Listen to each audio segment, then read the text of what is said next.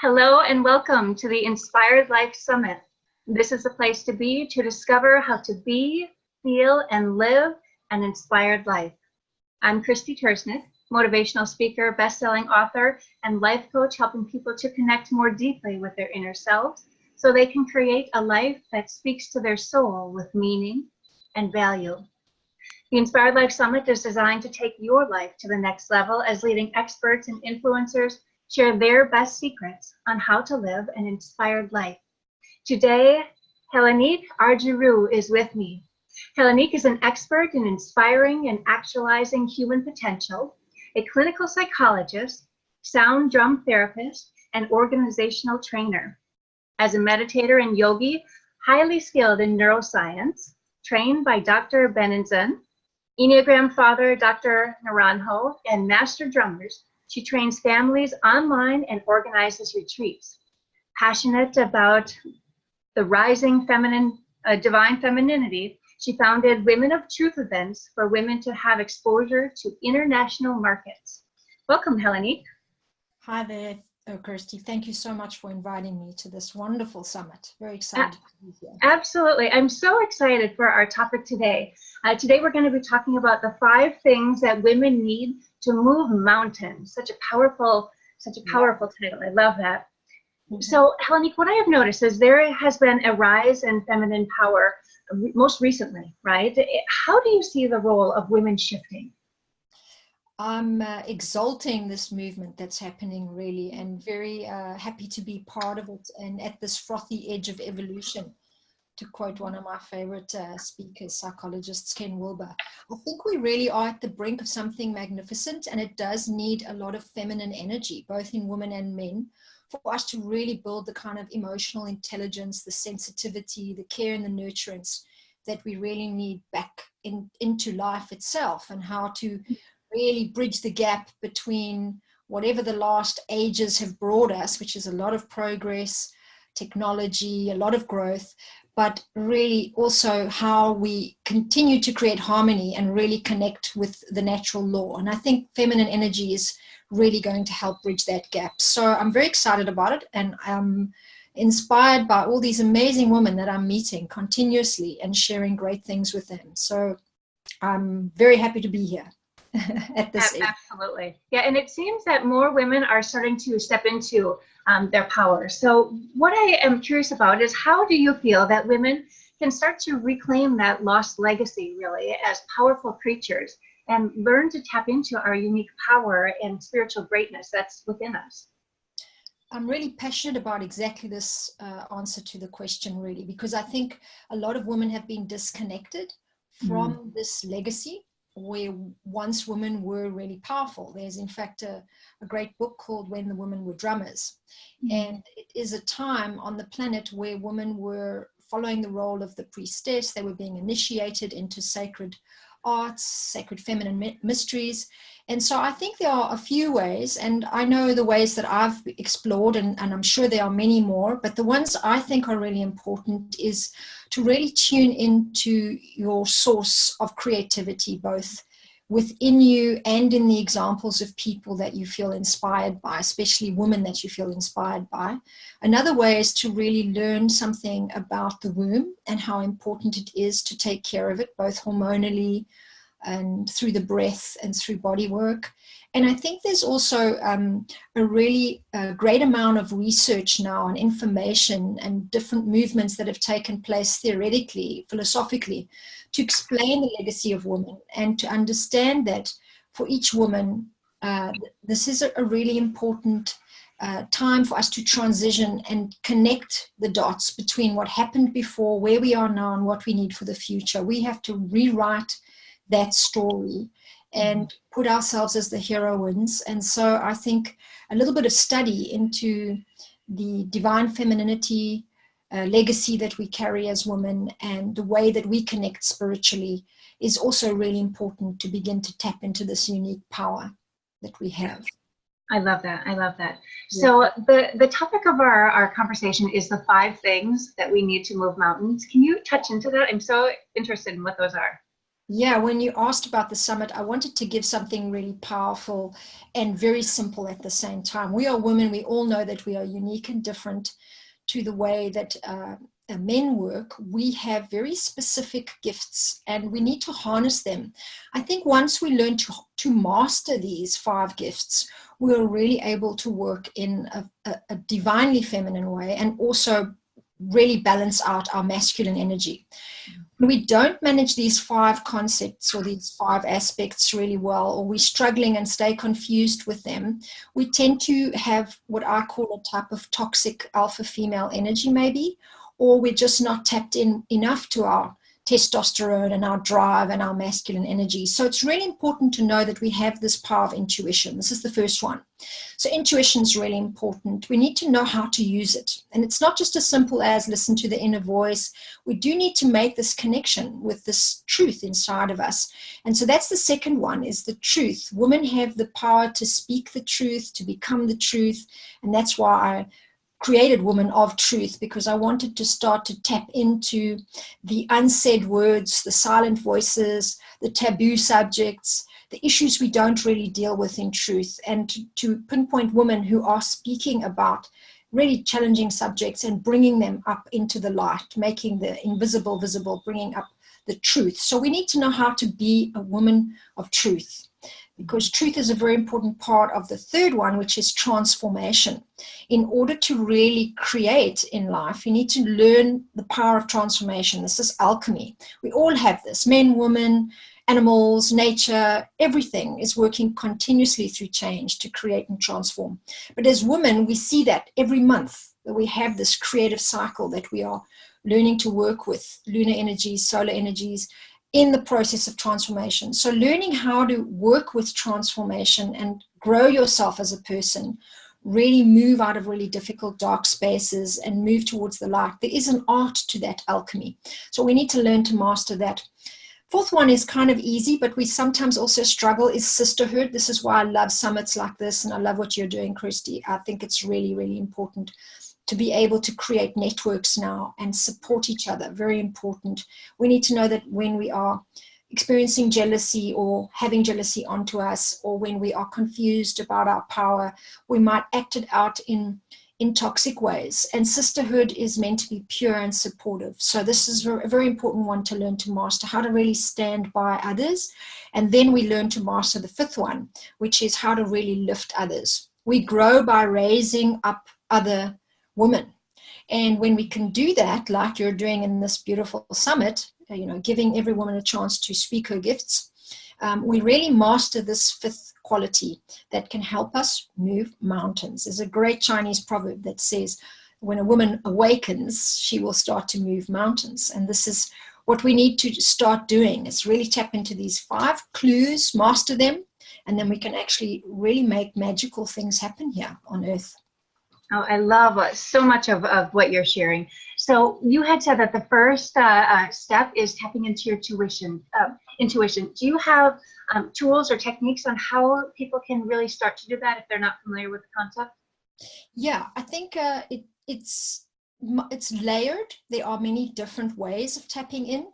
I think one important tip is the morning ritual. In the mornings we have very specific energy that's turning over from the moonlight into the sunlight. And so that time when you wake up, if you can give yourself 15 minutes to really tune in to your breath, this is a great thing to begin to practice. If you find that hard, you might want to start with just humming a sound in the mirror. This is a good way to get your brain really focused. And then to go into the silence. And you might need to do it practicing every day consistently before you actually do hear your mind quietening down. So I think meditation is a really powerful way. Another way is to really just spend time alone. I think a lot of us don't find enough of that, but it's important to use some forceps in your week, in your days, and really pry open a little spot for yourself every week where you can just be in silence and be with yourself, so that you can quieten all this inner noise. And then slowly there will be more and more things you can do to really hear that inner voice. Yeah, that's so fabulous. So for the woman who feels like she is doing everything for everyone, like she's definitely overworked and feeling so overwhelmed with everything, the idea of setting aside time for her may be it might feel a little bit unrealistic for her. How can she get that same sense of everything that you're talking about in little snippets throughout the day? Yeah, it's a great question. We have to become really creative. So we have to work with what we have wherever we are. I think the time when you are told to wait in life is precious. And so time that you actually spend on your cell phone is another very precious amount of time that we are giving away. In fact, I went to a training where we were told there's something like an hour and a half of our time every day spent on mobile devices. So if you can take every time you're in a doctor's waiting room, every time you're waiting at the cashier's desk at the supermarket, every time you're waiting for the kids at school, as 5 to 10 to 15 minute pocket waiting times where you give yourself very specific objectives, that's very precious time for you. And if you can get off your device for 5 minutes every day and allocate that 5 minutes to a walk around the garden, maybe take yourself somewhere really special and really sensual. We need to be in touch with our sensuality as women, and this keeps our juices flowing really well so that we can connect with this transforming intuitive power we have.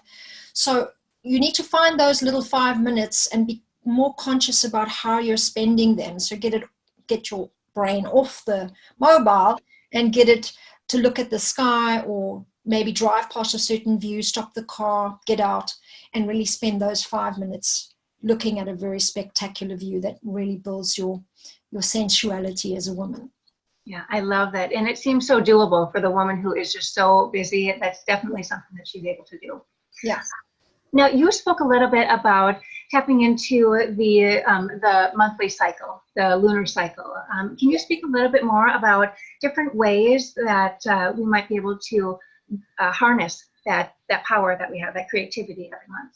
Yeah, I actually work with women that are expert in this field, and I would really like to suggest finding a woman who works with the womb if you really want to go deep into these kinds of practices, because there are many and they are very deep, very profound, and they were taught in ancient times really only after a woman was initiated to learn these mysteries and to really harness this inner gift. So I'll speak about the section I know, which is to really begin to see the psychological power that we carry during the month as women. So when we are in our ovulation time, it's a really important time then to know that you are actually in the process of creating something in your body that is intending to give life.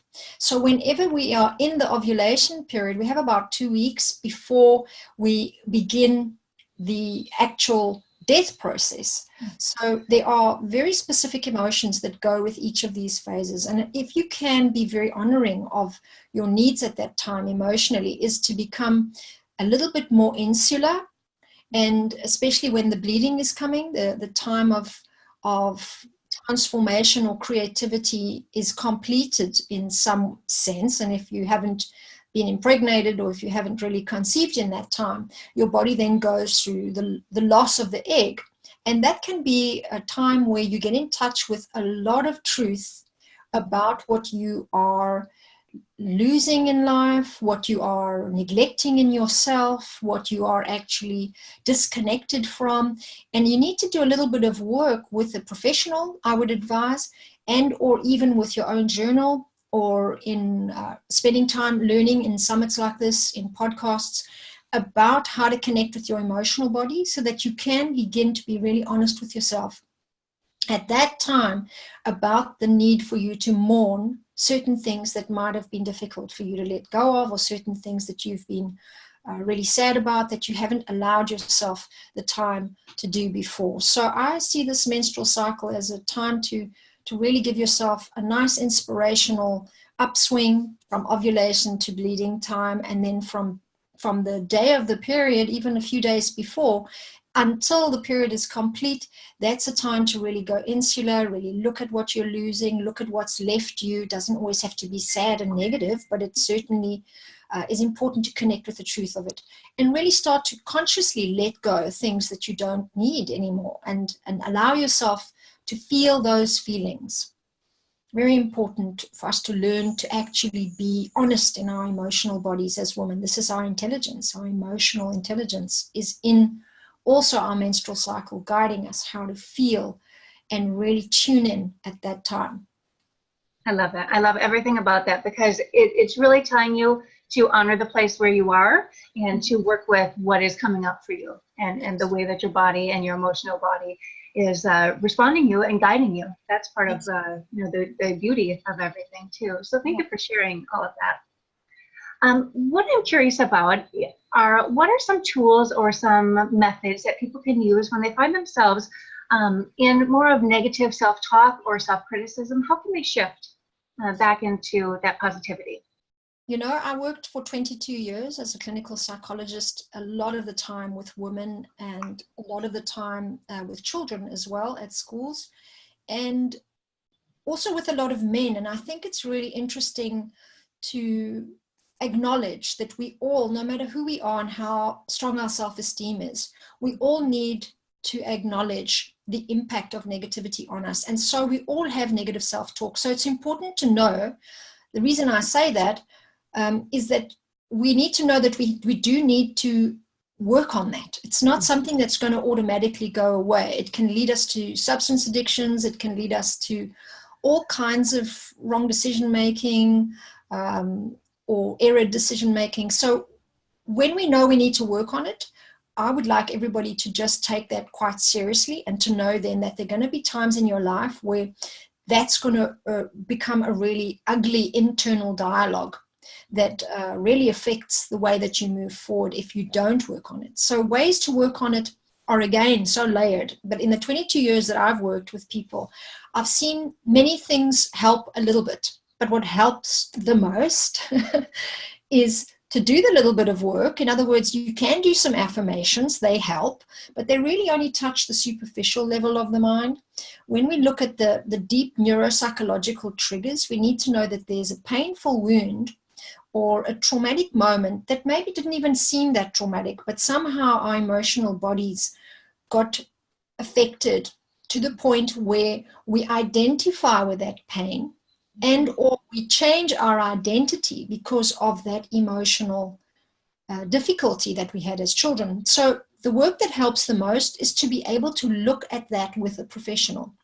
And there's been an incredible tool actually designed by some really great teachers called Claire Zammit and Catherine Woodward Thomas.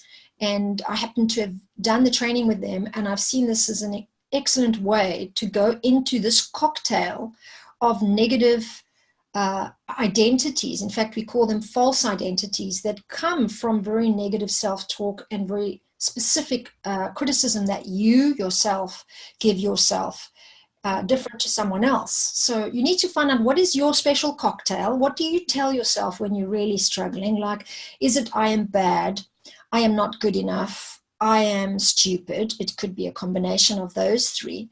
And the point here, and this is the secret, is to look at what are the skills you haven't learned in life because you kept telling yourself that. Once you can shift from that place, and there is a matrix that helps us know exactly what are those skills. So you can, if you like, actually, work on that yourself and see how far you can get. And then you may need to think of going deeper at some point. And you find what is the tasks I need to put to myself. What do I need to practice every week in order to start learning how to do things a different way, which then will also help you think a different way and create a new true identity about who you are and what's really possible, not just what you've always believed about yourself. So I hope that helps. But as I said, the surface stuff will help for a while, but we do need to go digging deep into the mud there. Like we say, we need to transform mud into gold. We can't just, go for the gold dust. So we do need to go deep down and dirty sometimes and get into that really uncomfortable pain that we experienced and find out how we can heal it so that this identity of who we believe we are can actually shift forever. Oh, I love that so much. Thank you for sharing that. Now, what I know about you is that you have one special aspect in your work that is really unique and deeply inspiring, especially for women. Can you share that with our listeners? Sure.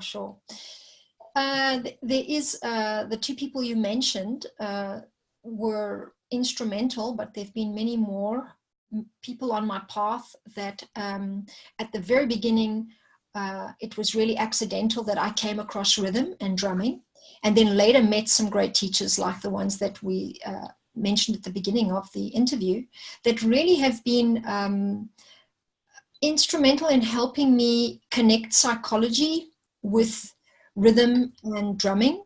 And of course, I was so fascinated by myself as I became a drummer in life, I began to feel the mystery of something ancient about drumming, but I couldn't quite put my finger on it, and really was so inspired by a book written by Lane Redmond, the late Lane Redmond, about when the time in Cyprus happened where women were actually practicing frame drumming before going to the temples of Aphrodite. And I happen to have a mother whose name is Aphrodite and a goddaughter whose name is Aphrodite because we have this tradition in the Greek culture. I'm from the Greek Cypriot culture, the island of Cyprus, which is about 8,000 BC. And we have a long-standing tradition there of women who were frame drummers. And so for the last 12 years, I've been living there, practicing frame drumming, learning about the archaeology linked to this lineage, and archiving together with many of my frame drum sisters and great archaeologists who started to visit, and some very interesting filmmaker who also wanted to document a lot of this work. Really this very powerful spiritual legacy that women had, and that it was connected to rhythm. And rhythm was seen to be the symbol of all creation. It was symbolized and iconoclast in the moon, the planet of the moon. So we know that the moon regulates the menstrual cycles, and we know then that the whole rhythm of life that we used to be so intimately connected to in ancient times has somewhat left us. And so there's a lot of deep teaching around how to learn to play the drum to keep this connection with the natural flow of life. So subsequently, I started studying a lot of neuroscience and how rhythm affects the brain, writing a book at the moment called Up on Peak Performance, and how rhythm is also a way of bridging the feminine, emotional right side of the brain together with the masculine principles and the masculine tasks and ways of working in the world. And this kind of hemispheric synchronization, we call it, was fascinating for me. So I started to develop some rhythms that can help us reach that state. And I'm writing a book about that. And a very fascinating journey for me was to also find out that, you know, somewhere it is written that my path to learn to drum was to also bring some of this really special teaching, the rhythmic wisdom that our female spiritual ancestors had. And there's something very important about learning to play and step on our feet in a dancing movement type way, where we create a very deep state of synchronization. This for women is like cleaning out our energetic bodies and learning how to synchronize in the sisterhood of playing with other women is something I can't really describe in any other word except profound, magical, and enigmatic. Really, very, very beautiful experience. And our ancestors used to do it. So this is something that I integrate into my work as well. And at the conferences we actually bring the frame drummers in, and we all get a chance to be awakened by that really powerful sound, like the sound we heard in the womb once. I love that. Yeah, and does this have any kind of impact or benefit for children who might be working with you? Yeah, interesting to look really even at the way children's brains are developing, and children respond beautifully to rhythm. In fact, this is the whole teaching about rhythmic wisdom, is that we are actually developing our cell structure in utero, in our mother's bellies, according to the rhythm. Rhythm actually stimulates the vibrational flow. And so the cells are generating according to the rhythm that we hear from the spinal fluid in our mother's bodies. Only later we develop ears. So we hear the pounding of her heartbeat later. That also helps us grow. So in essence, rhythm is a very powerful tool to actually help us develop our whole physical structure. And we've seen now with all kinds of neuroscientific testing that the brain can actually entrain. It's a very interesting scientific concept to a rhythm. And if we play certain rhythms between 6 to 8 beats per second, that's a really masterful drummer that you need to be able to do that. So I work with a great drum master in America, in an institute, where we actually make what's called music medicine for children that are struggling with all kinds of sensitivities, autism, ADD, anxiety. But I've also worked with adults with the program with all different kinds of issues. So anxiety-based issues, epilepsy, PTSD. And what we find is we can actually create an alpha brainwave state, which is one thing, but then we can also train the brain over 4 to 6 months to actually really go into a different frequency. And this is a long-term result. So this mystery I had once has now been solved, that actually, yes, drumming is an incredible way to actually concentrate the mind and teach the mind how to get into very deep states of focus. And children who really need me in their lives tend to get attracted to me. So I've by chance been in drum circles with all kinds of children for the last 20 years or so. So also had the great honor of being invited to the Ministry of Education and had all the drumming endorsed there. So I see myself as a little bit of a liberator for children that are stuck in stunted educational systems, who don't have a chance to be creative and channel their energy out. And so drumming is a way for them to do that. And if they need more specific help, then we use this rhythmic entrainment intervention, it's called, where we actually use the neuroscientific principles to bring the brain into a very specific state of learning and relaxation. So that symptoms that children have could be tantrums, could be really not listening, it could be really struggling to learn, all kinds of learning difficulties, dyslexia and formal ones that we can diagnose, or anything that is really coming from a deep state of anxiety. Most of us have symptoms because of anxiety. We can reduce all of those and really help the family integrate. Oh, it sounds like such a very powerful and yet somewhat simple, like primordial, getting back to the basics of where we originally came from. So it sounds like a really powerful tool. That's the word, primordial. Beautiful word, yeah. Yeah, exactly. Now, can you recommend a book that has inspired you on your path of everything that you've accomplished? Wow, there's so many. I will say there's an excellent book, I don't know if it's around anymore, called The Woman's Dictionary of Symbols. Mm-hmm. It's some aunt of mine who gave it to me years ago, and it has a very interesting way of simply outlining really a history that women have had in terms of symbols. So you get a very good take on really a lot of the mysticism, the divine feminine, and the way that women can write their own history. Another book I recommend is Deepak Chopra's one on love. I found that book really beautiful, about how to really call in love in your life. Yeah, such good books. And I haven't heard of that first one, so it's definitely one that I will be seeking out. If you could give people one last piece of advice, what would it be? Let love in. Love that. I think I always thought, because I was loved so well by parents and because I was giving and serving others in my career and profession, that I had love covered. Yeah. But I think the greatest learning for me in my life is how much more there actually is, and how much more challenge comes in life to letting more of love in. Like, many things happen to us in our lives which make us a little jaded or a little stunted or maybe defended. And I think it's really important to just be aware of that as a kind of atrophy, a way that we start to close in on ourselves just because we find life predictable or we think we know stuff or whatever.